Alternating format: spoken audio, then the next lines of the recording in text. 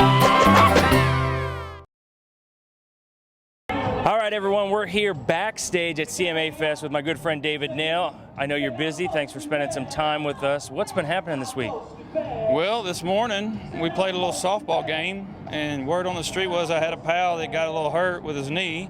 I don't know who that could be. But you know what? We've had a pretty easy one. It started Wednesday night with the awards, and that was obviously a great night. It was my 4-year wedding anniversary with my wife. And so we've kind of come to CMA Music Fest. It's kind of anniversary week. It just falls that way now every time. So we're looking forward to my parents coming to town every year for this, and they're right outside here running around somewhere. You'd think they'd get tired of this, but they're here and they're excited, and we're ready to go down there and play any minute. And we know musically you've got a lot going. We're going to talk about that in a second. But I have to say, and I'm going to try to keep my man card here, but I think you and Catherine might be in the running for best dressed country couple.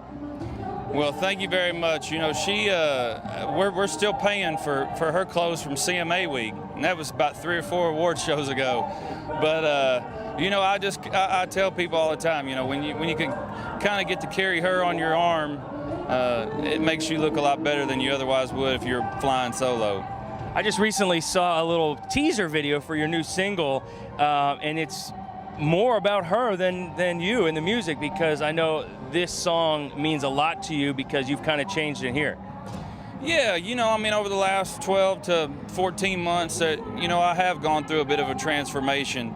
But as far as the song, you know, whatever she's got, it's a new single. It's been out a couple weeks. Nice little plug there. I've been taught how to do that now.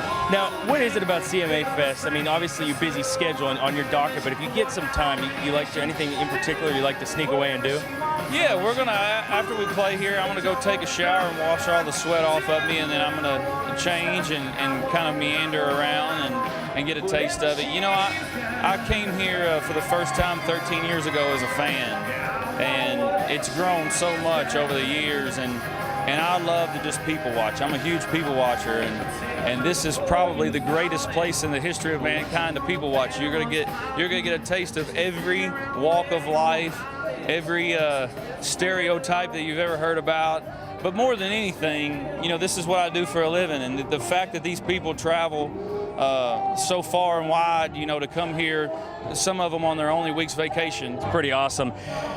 One last question is, this is a new thing. I'm pretty sure I haven't seen this before. What are the chances that we could figure out a way to get on one of these boats?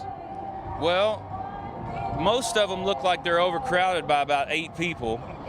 So as soon as you and I get on it, I assure you we'll get pulled over by the Water Patrol. Now there's one big one, and notice that it has the fewest people on the big one.